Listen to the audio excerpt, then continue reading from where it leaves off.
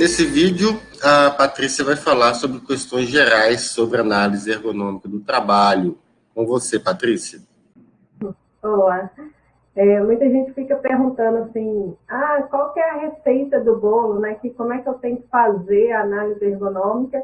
E está na NR, né? A gente, na NR 17 mesmo, não tem, mas no anexo do teleatendimento tem uma receita de bolo, o que tem que ter dentro da análise ergonômica. Então, no item lá, 17.8.4, fala, as análises ergonômicas do trabalho devem contemplar, no mínimo, atender a NR17. E aí vem todo o passo. Como é que tem que ter na sua análise ergonômica?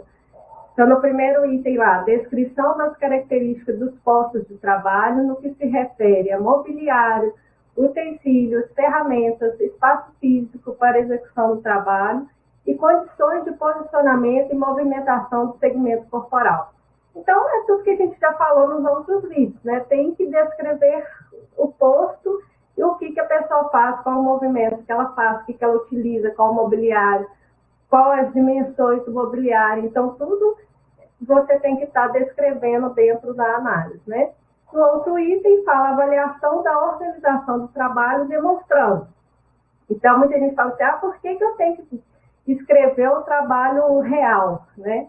Porque muita gente pegava só o trabalho prescrito e colocava na análise. Por que pede, olha lá, trabalho real versus trabalho prescrito? Porque todo ergonomista, ou quem trabalha nessa atividade, sabe que o trabalho prescrito não é o real, né? A gente sempre faz coisas a mais ou até a menos. Tem hora que você é contratado para várias coisas, que a empresa põe vários itens lá, mas ela te pede alguns itens, porque ela faz um padrão geral, só que você, naquela sua atividade, só faz alguns, né? Ou o contrário, você é contratado para fazer um trabalho geral, tem lugar que é trabalho real, trabalho prescrito, falar atividades administrativas. E aí? O que você faz nas atividades administrativas, né? Então, no trabalho real, tem que estar muito mais descrito. O que a pessoa faz? Geralmente eu pergunto, o que você faz? Me fala, né? Como se você estivesse falando, descrevendo. Qual que é a sua rotina? Você chega, faz isso, né? Se isso der errado, o que você faz? O trabalho real é isso, né? Se começar a dar errado, eu tenho que parar tudo para modificar, ou tem que chamar fulano, ou tem que acionar quem eu tenho que acionar. Então, isso tudo é o trabalho real. No outro item, fala descrição da produção em relação ao tempo alocado para as tarefas. Então, qual que é a descrição em relação ao tempo, né? Como é que é o tempo? Eu tenho tempo para fazer? Eu faço no meu tempo, né?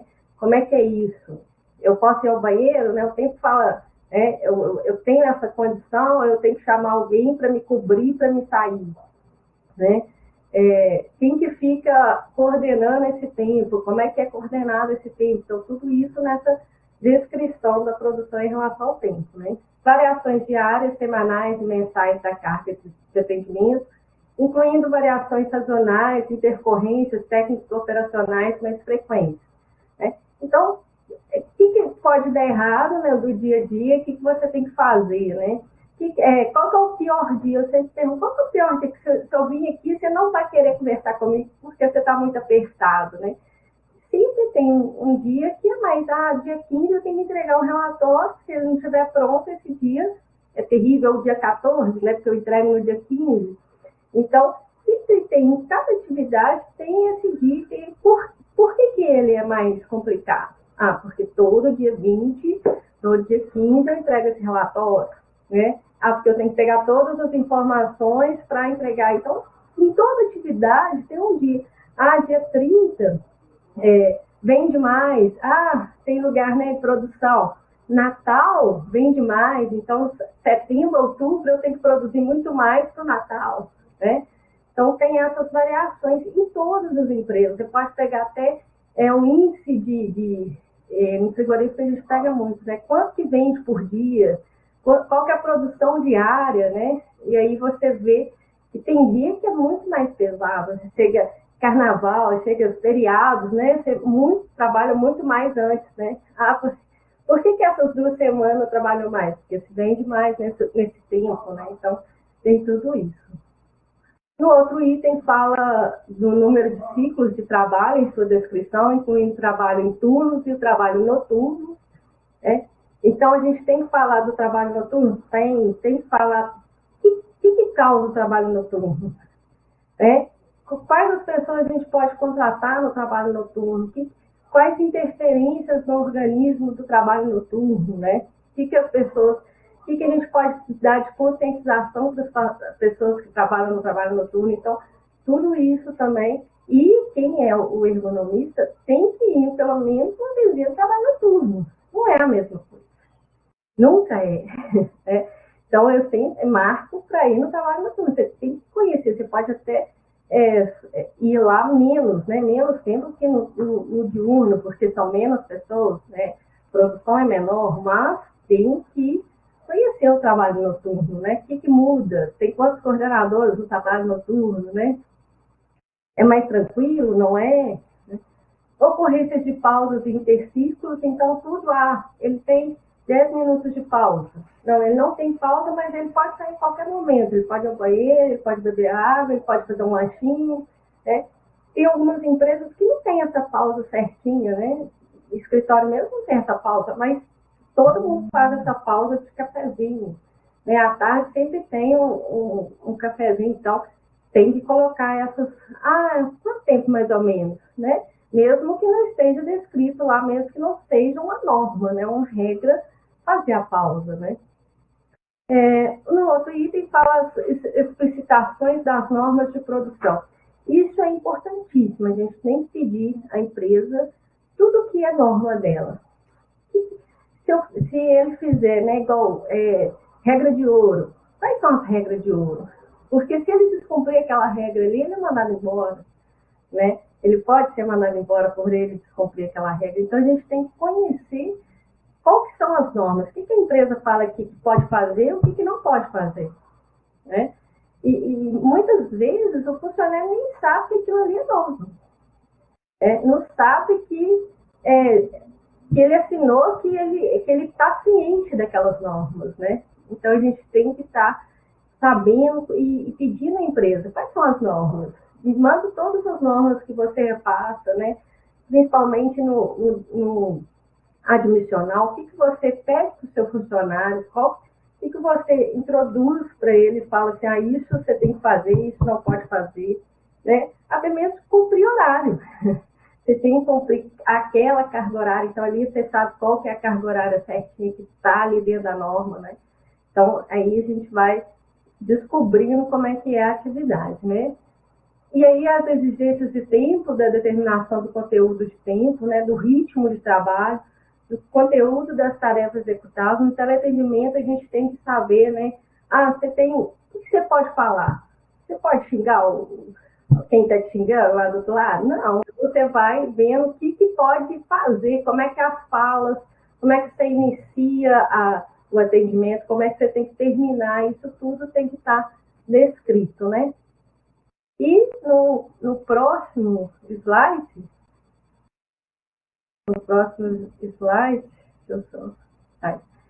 a gente vê o que tem que saber também. Histórico mensal de horas extras realizadas em cada ano, né? Então, a gente tem que pegar, você faz hora extra, meu trabalho é livre, mas você considera que você faz hora extra, né? Agora, no home office, está fazendo hora extra, né? Você está passando do seu horário, você está começando antes, você trabalha em casa, você leva o computador para casa, você faz alguma atividade, né? E muitas vezes pensa só, eu estou lá no serviço. E não esquece, na hora que eu chego em casa que eu faço meu relatório, né? Então, isso é hora extra, né? Então, a gente tem que tudo caracterizar, até mesmo para ações futuras, né? Se o funcionário entra e fala que faz hora extra, a empresa tem lá um documento que ele fala que não faz, né? Que ele mesmo fala que não faz, e aí tem toda a descrição da carga horária dele e tudo, né? Explicitação da exigência de sobrecarga estática ou dinâmica do sistema ósseo muscular. Então, tem que colocar a movimentação. Se tem a sobrecarga, né? Mesmo tanto o estático quanto o dinâmico. E muitas vezes as pessoas pensam que só no dinâmico que gera lesão. Muitas vezes o estático também gera. Então, por exemplo, o teleatendimento que não tem pausa. Quanto tempo que ele fica naquela mesma posição estática ali, né? Então, qual que é a sobrecarga, né, para a coluna ou para algum outro membro, né, ombro, em outras atividades, né? Então, a gente tem que estar detalhando o movimento e qual que é a sobrecarga, estática ou dinâmica, né? Relatório estatístico, né, desse de queixas de agravos de saúde. Muita gente fala, mas isso não precisa, né? Não pede na NR, né? Pede, lá no anexo fala que você tem que colocar, né? Quais as doenças que tem. Então, tem que pedir a empresa, né? Eu quero um relatório aí de absenteísmo, de afastamento, relatório de atestado médico, né? Então, para ver quais são os atestados que tem, né? Porque tem alguma doença que todo mundo já teve, né, ou já teve alguma queixa, e pedir, fazer uma estatística também na sua análise, né? Você sente dor, né? Tem gente que faz a escala de 0 a 10, né? Ou tem alguns que falam mesmo, você sente dor na membro superior, ombro, né? Aí você pode usar várias ferramentas de dor, né, para saber também essas queixas e agravos, né? Relatórios de avaliações de satisfação no trabalho, clima organizacional, se realizados no âmbito da empresa, né? Então, se já tem esse relatório, muitas empresas, o RH já faz isso, né? Já faz um relatório de satisfação. Então, você pega esse relatório e coloca na sua análise. Se não tem, ou mesmo tendo, eu aplico uma avaliação de satisfação também, né? Você gosta de trabalhar aqui, né? Você tem satisfação de vir trabalhar? Então, tem algumas perguntas que a gente põe excelente, ótimo, né? Regular, ruim. Então, você pega essa satisfação de clima organizacional. Isso também na conversa a gente percebe nessa entrevista, né? Mas é importante ter essa avaliação. Se a empresa já tem que colocar tanto o dado da empresa quanto se você discorda, né? Ou mesmo se não discorda, é importante ter o seu lá também mostrando essa satisfação com o trabalho e essa parte organizacional. Registro e análise de impressão, né, sugestão dos trabalhadores com relação aos aspectos dos itens anteriores. Muita gente coloca, né, o que o trabalhador mesmo falou, né? Em algumas análises, eu não costumo colocar o que o trabalhador, né, falou. Eu costumo pegar o que ele falou e traduzir, colocar nas minhas palavras mesmo, ou no meu descrito. Por quê? Eu já tive já vi muito problema, eu não tive muito problema, mas já vi muitos funcionários, né?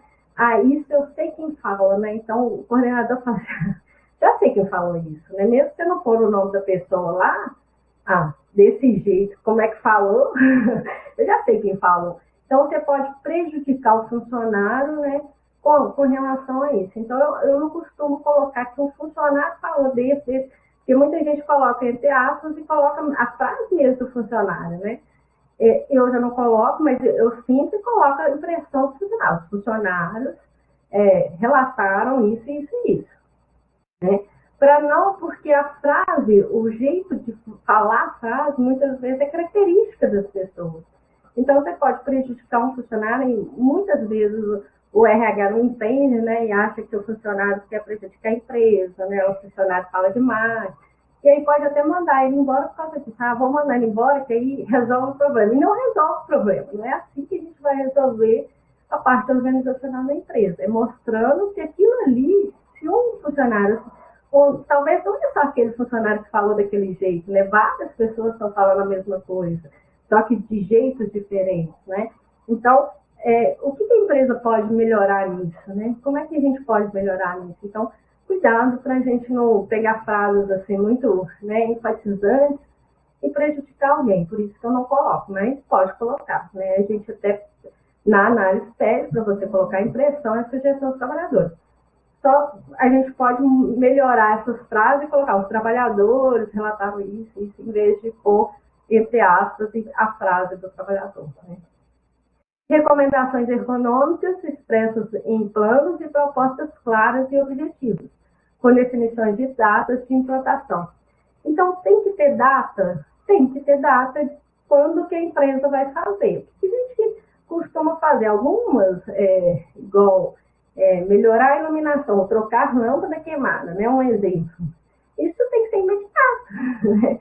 Trocar a cadeira que está quebrada, tem que ser imediato, porque o fiscal não vai aceitar período de 6 meses para você trocar uma lâmpada, para você trocar uma cadeira. Então, cuidado com essas datas, que muitas empresas vão pedir, né? Põe tudo a longo prazo. Não, o fiscal não vai aceitar isso.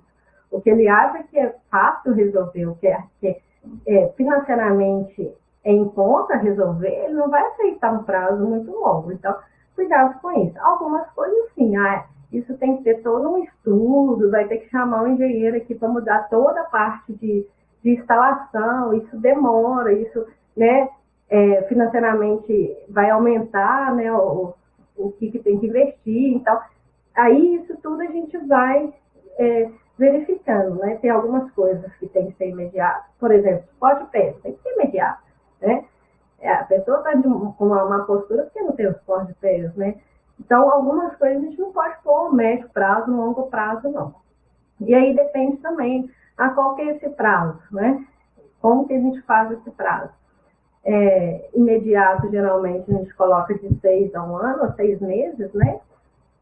Médio prazo, 1 ano, e longo prazo, a gente pode até ceder para 2 anos, dependendo do qual que é a fiscalização, né? Ou qual que é, igual, por exemplo, você faz uma análise de obra, você vai por longo prazo, a obra acaba em 6 meses, 1 ano, né? Então, por que você vai pôr a coisa de longo prazo lá, além de 1 ano? Claro, você vai pôr as orientações, mas naquele tempo que a obra vai existir, né? Então, cuidado com essas datas. Tem que pôr datas, né? Tem que pôr recomendações ergonômicas, tem que pôr um plano de ação. O que a empresa vai fazer, né? Você viu tanta coisa errada e aí vai deixar, você só fala os erros. Não. Qual que é a proposta? O que tem que, pelo menos... eu não sei como é que vai mudar isso, né? Então, estudar o que está acontecendo, né? O que a gente pode melhorar nessas condições. Principalmente parte organizacional. Tem hora que a gente não tem a solução do problema, né? A gente não tem claro a solução, né? Então, você tem que pôr para que eles têm que continuar aquele estudo. Por exemplo, também na parte ambiental, né? Na análise não fala que a gente tem que saber a parte de vibração, né? Então, tem que fazer um estudo de vibração, né? E aí você vai colocando itens, né? Eu vi que tem vibração ali, né? Qual que é o grau, né? O que interfere? Então, tem que ter um estudo mais elaborado, né? Então, isso tudo tem que ter essas recomendações e a data, né? Quando que vai fazer isso? Essas datas, eu geralmente costumo conversar muito com a empresa. Eu mando, essa é a minha opção, ó. Eu acho que tem que ser médio prazo, nesse tempo. E algumas empresas podem colocar, bom, põe esse imediato, põe esse mais médio prazo, pelo valor. Então, a gente pode tudo negociar essas datas, né? Claro que tem que ser, né? Tem que ter o bom senso, mas a gente consegue colocar isso mais tranquilo, né? E tem mais, acho que não tem mais um. E aí fala no 8.4.1, né, no anexo 17 do teleatendimento, fala também, né, que deverão ser datadas, né, impressas, ter folhas numeradas e rubricadas e contemplar obrigatoriamente as seguintes etapas de execução, né? Então, tem que assinar? Tem que rubricar todas as páginas? Tem, né? É um documento. Hoje não está precisando ser mais impressa, né? Toda a parte de documentação, ela pode ser toda via eletrônica, né? Porém, tem que ter assinatura, né? Assinatura eletrônica, tem que ser datada, tudo a mesma coisa. E tem que estar num arquivo que não pode ser modificado, né? Então, você põe PDF lá que não pode ser modificado para não ter problema, tá bom? Não deixe o Word lá livre, leve, solto, senão ou pode acrescentar, ou pode tirar algumas coisas da sua análise, né? Então, cuidado com isso. Então, a gente tem que explicitação da demanda, então repete mais ou menos, né? O que a gente já falou, né? Mas está lá no anexo, né? Análise das tarefas, atividades e situações de trabalho, discussão e restituição dos resultados aos trabalhadores envolvidos, recomendações ergonômicas específicas para os postos avaliados, né? Então, isso é mais também uma gestão, né? Depois que você fez toda a análise, né? Aí você vai falar para os funcionários, vai falar para demonstrar para a empresa o que vai fazer, né? E aí, depois que foi feito, deu resultado, ficou melhor, não ficou, né? Tem que avaliar o que foi realizado, né? Avaliação e revisão das intervenções efetuadas com a participação dos trabalhadores, supervisores e gerentes. Isso tudo faz parte da gestão, né? Então, você modifica o posto e aí você valida que aquilo ali foi um feito, né? Ou pode ser para conforto, ou pode ser para segurança, ou também aumentou a produção, né? Então, aí tudo isso você pode estar justificando, né? Avaliação da eficiência das recomendações, né? Que algumas na gestão, que algumas empresas falam, isso aqui, olha, eles mandam até orçamento, eu estou milionário, não consigo fazer isso, né? Eu não posso modificar essa máquina porque não tem outra máquina para modificar. A mesma, se eu for comprar, vai vir a mesma máquina, desse mesmo jeito. E aí? Então, a gente tem que colocar todos os itens. Olha, ficou muito caro, então a empresa vai pensar em modificar ela em tal tempo, né? Então, você pode até, se for imediato, a médio prazo, você pode até jogar para longo prazo, pelo valor daquela. Então, a empresa já procurou, já está procurando, já está tentando propósito, já está vendo com empresas como é que é feito com outras empresas, né? Se tem outro equipamento, o equipamento, eu vou trocar esse equipamento, mas ele só chega para mim daqui a um ano. Então, você tem que justificar em todo o plano de ação, né, naquele gerenciamento ergonômico, no plano de ação, por que não foi feito. E o que foi feito também, colocar todas as evidências. Tem que evidenciar todo o seu plano de ação. E colocar se os profissionais de fazer, né, isso melhorou para o funcionário? Né? Então, você faz uma pesquisa também, a maioria das vezes, com certeza, né? A modificação vai ser uma causa, né, melhor. Mas pode ter algum aspecto que, não, nossa, isso aqui piora demais. Não vem, não, isso aqui, né, tira isso aqui. Então, você faz todo um estudo por que não deu certo, né? Por que aquilo que você propôs não foi ergonomicamente, né, não foi confortável, não deu certo, né? Então, aí você faz todo um estudo também, colocando o contrário. A maioria das vezes você vai pôr o que deu certo e que teve bons resultados, né? As ações e princípios do Programa de Prevenção de Risco Ambiental, do PRA, devem ser associados àqueles previstos na NR17. Então, só mostrando que os dois documentos têm que estar associados. Hoje em dia, tirou para PRA, né? Mas tem o PGR, que é a mesma coisa, o Programa de Gerenciamento de Risco. Tudo que a gente achar na parte de ergonomia tem que estar nesse programa, né? Esse programa que vai ser uma continuidade, né? Que vai ser um gerenciamento da parte de segurança. Então, a ideia atual é ter esse gerenciamento, né? Então, você fez a análise e aí, depois da análise, né? Como que vai, qual que é esse resultado? O que aconteceu e depois daquilo que você já fez, quais outras modificações a gente pode fazer naquele posto, né? Depois você faz uma modificação, você vê outras, nossa, isso aqui também podia mudar, isso aqui, ou até mesmo os funcionários, isso aqui também está ruim.